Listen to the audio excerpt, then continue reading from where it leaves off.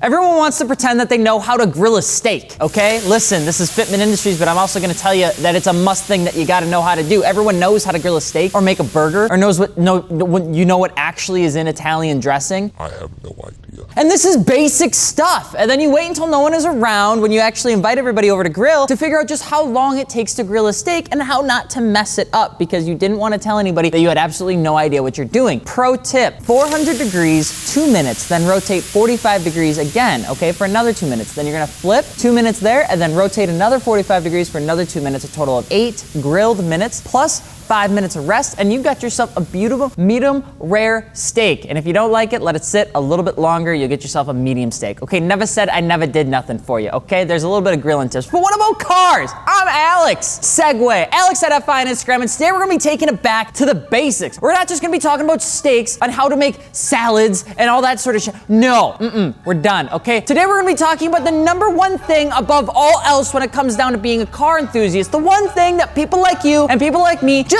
gotta know before we jump into everything. And ladies and gentlemen, today we're gonna be talking about you wanting to start modifying your car.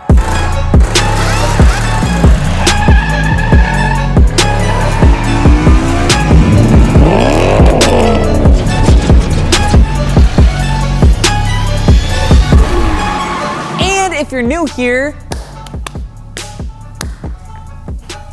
hi. Don't forget to subscribe, and if you're looking for aftermarket wheels, tires, and suspension, be sure to hit us up over at fitmentindustries.com where we have everything you need to start building the old car, even if you don't really know how yet, because this is a learning experience and we're gonna go through it together. That's all I got for you. And we have a giveaway going on right now with Artists of Wheels, our very own wheel company. It would mean a lot if you could go check them out. And we have 0% financing if you're looking to build your car now and pay for it later. Anyway, when you start modifying your car, it can be a little bit of an unknown space, okay? But even the most experienced people get a lot of things wrong pretty much all the time. The only time you don't see it is usually when they're taking a picture of it because you can't see what they messed up. And I get things wrong literally every single time I step into the garage. And you have to remember that even when you enjoy cars, that's not gonna inherently make you a mechanic. But the early days of modifying cars was about the same time the very first car actually ever hit the road. Taking it all the way back into the early 20th century, people would take their carriages off the frame, cut, twist, shorten, and modify them to make them unique. Some of them which would actually shave off wood to make it lighter or give it a wider wheelbase because they just thought it looked cool. Give it about 100 years and we're still doing just about that same exact thing as we were back then, just with more tools, more parts, more experience, and yet we still managed to mess it all up even more than before. Your grandpa was twisting frames, flipping barrels, slamming things on its nuts before you and I were ever born. As the years transitioned from carriages to unibodies, 4 cylinders to 6 and 8 eventually, 3 on the tree to 7 on the paddle. The 7 on the paddle doesn't have the same ring to it. And even from the domestic-only vehicles of the United States to now access to nearly every type of vehicle known to man, short of the Yaris GR, because Europe doesn't like to give us any fun. Modifying your car has probably become one of the most must-do things as a car enthusiast. It's just something people do, no matter what it is. It can be the smallest thing in the world or the biggest thing in the world, but almost everyone that loves cars is gonna do something to it to modify it to their liking. And there are people like us that haven't necessarily made it easy with doing it ourselves. Shows on YouTube, MySpace when that was a thing, Facebook, IG Live, TikTok, Snapchat, and more have now made enjoying modifying cars and learning about them just so much easier. Back in the day, you pretty much had to guess, or you had to have a friend that could figure it out if you messed it up. And nowadays, you can just go on the internet and literally have access to millions of things that you could possibly need to know. YouTube channels have popped up teaching about what cars you should buy, what cars you should stay away from, why certain things are cool and why others may not be. Channels like Hoonigan have taught enthusiasts to just have fun with cars, while others like Scotty K have taught us why you shouldn't like a single damn thing about any car you ever buy in the history of the world, no matter what. I love Scotty. It just right. And now with most of this information being free, people like you and people like me have started modifying their cars because they have access to all of this stuff and they think that they can actually do it without much help. People have started to modify their car on more unique platforms that would have been previously and more than likely disappeared into the automotive history books because when it actually initially came to modifying cars, that platform didn't do anything for anyone. And that's what's so neat about when you start modifying your car, especially in the 21st century. The history lies more within the people that did it than the car cars that they did it to. And nowadays, that's starting to switch, where cars are made specifically for modification versus in the past, you knew people that modified the cars. But that's not to say that manufacturers have built platforms specifically around modifiability. It's not really a word. They have. While modifying them has been a thing for some time now, platforms truly began to start opening this door of almost allowing people to modify their cars as the 90s and early 2000s came about after the explosion of interest of the JDM market and the lift of the import and tariff laws governing products such as intakes, exhausts, tunes, body kits, panels, glass, and more from actually coming into the United States. Once you remove the old gatekeeping that was happening there, you were pretty much set to go, and everybody really enjoyed modifying these cars. And because these cars were generally a bit cheaper than their domestic counterparts from a modification standpoint, the world blew up even more. And when I say the world, I mean the modification world, baby. Sorry, really excited. It's a little bit later in the day. I had more coffee than I did before. So now you're sitting with a BRZ, FRS, 350Z, 370Z, G35, Camaro, Mustang, Civic Si, Prelude, or S2000, or Miata, because a car manufacturer made it for someone like you. And you just want to make it less reliable. Not entirely sure why we get off on that sort of thing. I just don't get it. You want it to blow up. You really, truly do. I mean, you want it to be fast, but you know that you're probably going to blow up. You want to slam it on its nuts because that just seems to be the coolest thing to do. What do we want to do with our cars? Slam it!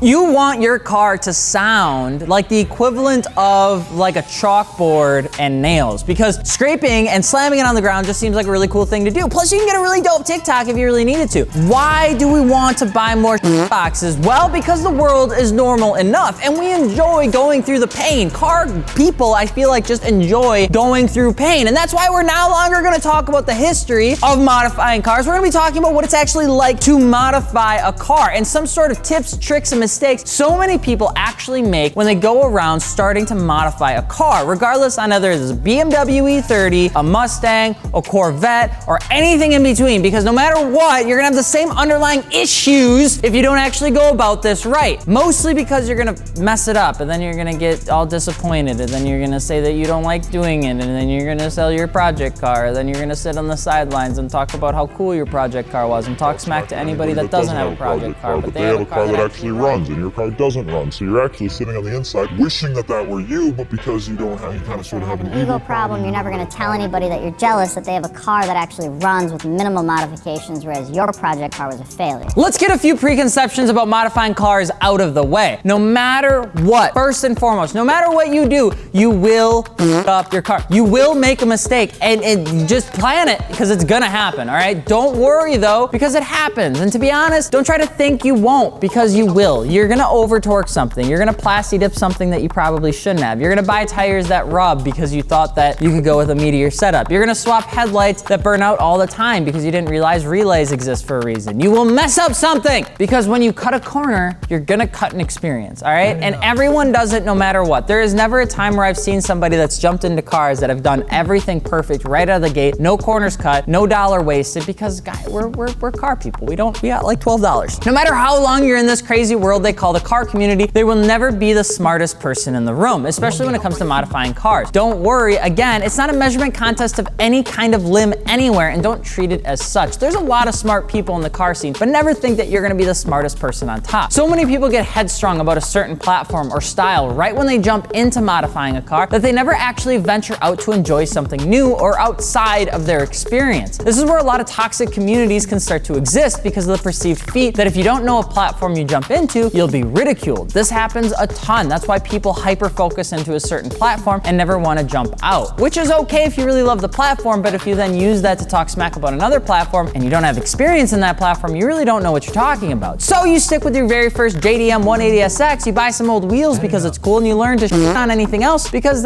how can you talk about an old 140 horsepower stock Nissan with wheels that were made by a no-name company that existed like 35,000 years ago and weigh 35 pounds? It's just a weird thing. So when you jump into the car scene and you start modifying cars and you start learning about modifying your car, never be afraid to venture out and try something different after you've finished your first vehicle. There's so many cool cars out there that you should never just stick with one platform. When you start modifying your car, be open and listen. There are so many insane YouTubers that have just built just about everything you could possibly possibly imagine. And watching those folks build their cars will help you actually modify yours. You'll learn what you want to do and don't. You'll learn if the platform is right for you and if it's truly everything that you envision. Because unfortunately, a lot of times Instagram shows you the beauty of the car build, but true YouTube series teach you the pain. And a lot of times people get so head stuck on Instagram photos and they don't watch the YouTube video that led up to that vehicle being actually built to see just how much work, how much money, how much pain, how much just tears caused that car to actually be built. And you're gonna wanna be careful with that because some platforms are easier than others. And if you see a large community around a certain car, a lot of times, especially when it's an entry-level car, there's a reason for that. But if you find a platform and you're ready to commit, be sure you've got a preliminary plan on what you're gonna start doing when it comes down to modifying it. If it's a daily driver, start with the small stuff that doesn't take your car out of commission for a week. If you wanna know how to upset your mom or dad, that's a great way to do it. And we all do it. I still remember accidentally putting my 3000 GT on jack stands and it could not figure out how to get the ground wires put back together. And my dad had a heyday, even though it was July, so it wasn't like winter or anything. In other terms, doing this teaches you that the 20-minute projects actually take about 60 minutes, and the 1-hour project take you about 8 hours, and the 8-hour projects take you about a month. This is the world of car modifications, okay? It's like dog years, sort of. So when you start doing small stuff, you'll learn what to do and what not to do. You'll learn how to take things apart and how to keep them organized. Having a budget, a list of parts, and a plan is a super good way to keep things on track and not spiral out of control, because a lot of times we get a little bit more creative than our actual aptitude of understanding how to modify cars. Budgets will always blow up, but hey, it's fun to make a little sheet with green cells and red cells to see if you're on track and if you're overspending. In terms of difficulty, time, and money, it can really range depending on the vehicle when it comes down to how difficult a car is to modify. But you can expect that if you have more pieces to disassemble off the car, the more difficult it becomes. And it scales exponentially. It's not really like a one-to-one thing. So does a gauge wire set take a lot of work? No. But does a head gasket? Yes, especially when it's your first time. That's why it's a really good idea to usually have a friend or two with you when you start doing these projects for your first time. It can be anything. It could be over fenders. It can be an exhaust. It can be an intake. Having 2 or 3 people to help you through the process and at least having a couple extra set of hands is gonna make the difference between that 8-hour project being a 3-day project and maybe only being a 14-hour project. And that's okay. Just because you're an enthusiast, again, doesn't inherently mean that you're a good mechanic. You just need to take your time, research, find what you like, and understand that you'll have very little idea on what you're doing outside of the research that you've actually done. And you're going to look at something and not really understand what the hell it does. And eventually, you're gonna have to guess. It'll be okay. Buy some wheels, bud. Get an intake. Slap an exhaust on it that'll probably be crooked, but do what makes you happy and try to do it right. The best bang for buck mods are the ones that you'll enjoy the most. And that's really what it comes down to. Starting with wheels, tires, intake, exhaust, tune, coils are a great place to start because that's usually what you end up seeing